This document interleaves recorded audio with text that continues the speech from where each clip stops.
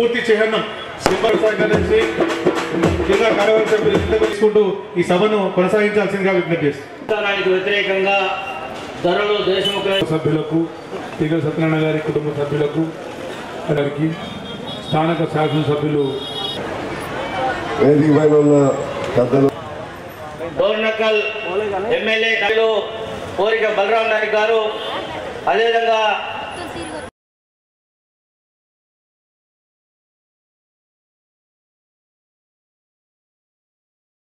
మీలాగా అడ్డమైన గడ్డి తింటే కమ్యూనిస్టులు ఎప్పుడు అధికారంలోకి వచ్చేవాళ్ళు.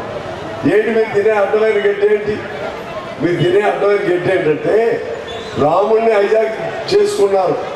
రాముణ్ణి గుడిలో కాదు ఉంది, రాముణ్ణి బీజేపీ కార్యాలయాల్లో బందీ చేశారు మీరు. రాముడు మన అందరి వాడు, మీ వాడు కాదు.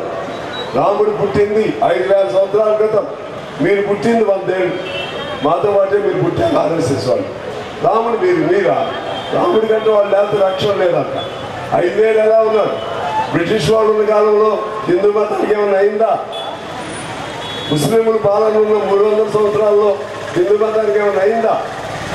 మనందరూ కమ్యూనిస్టులే. మీరు పొట్టు పెట్టుకోవట్లేదా? మంగళసూత్రం కొంతమంది లేకపోవచ్చు, వేరు ఆచారం. ఎక్కువ మంది మంగళసూత్రాలు పెట్టుకుంటున్నారు కదా. ఏంటి నేర్పాడా మనకి? బీజేపీ వాడు నేర్పాడా? ఇది మన సంస్కృతి, భారతీయ సంస్కృతి. ఆ సంస్కృతిలో భాగంగా మనం వస్తూ ఉన్నాం. ఇవాళ వాళ్ళు ఏం చేస్తున్నారు? రెచ్చగొడుతున్నారు. మనం హిందువులందరం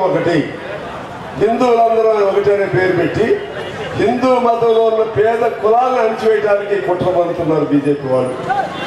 అది మనం అర్థం చేసుకోక తర్వాత ఇంకా పెద్ద ప్రమాదం ఏంటంటే వాళ్ళు చేసేది, బీజేపీ వాళ్ళు ఎవడైతే వేరే పార్టీల్లో పేరు కలిగిన వాళ్ళు ఉన్నారో వాడి మీద ఈడీ కేసులు పెడతారు, లేకపోతే సిబిఐ కేసులు పెడతారు. వాడు లొంగ తీసుకుని వాడిని అందులో తీసుకుంటారు బీజేపీలో. వాడు వచ్చాడైపోతాడు. ఎదుటి పార్టీలు ఉంటేనేమో దొంగ, వాడు దానిలో పోతే దొర అయిపోతున్నాడు. నరేంద్ర మోడీ చాలా నీతి వాక్యాలు చెబుతున్నాడు కదా.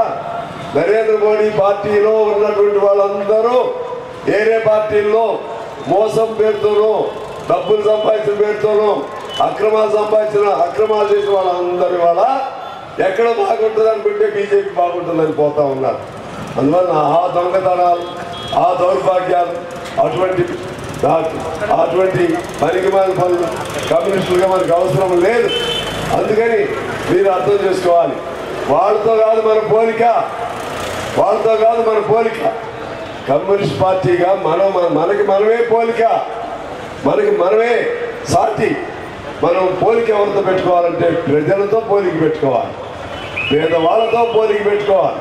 పేదవాడి కోసం, పేదవాడి హక్కుల కోసం వాళ్ళు చెప్పారు. నేను అడుగుతా ఉన్నా, అసలు కమ్యూనిస్టులు లేకపోతే పోరాటం చేసేవాడు ఎవడు? మీరు ఆలోచన చేయండి. భూమి కోసం పోరాటం చేసేవాడు ఎవరు? ఇళ్ళ గుడిసెల కోసం పోరాటం చేసేవాడు ఎవరు?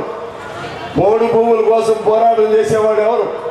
ఇందాక వచ్చారు సోదరిమణులు, ఆశ, అంగన్వాడీ, ఇంకా వాళ్ళు వచ్చారు. వాళ్ళకి సంఘాలు పెట్టి పోరాటం చేసేది ఎవరు? తీసుకొని చూడండి.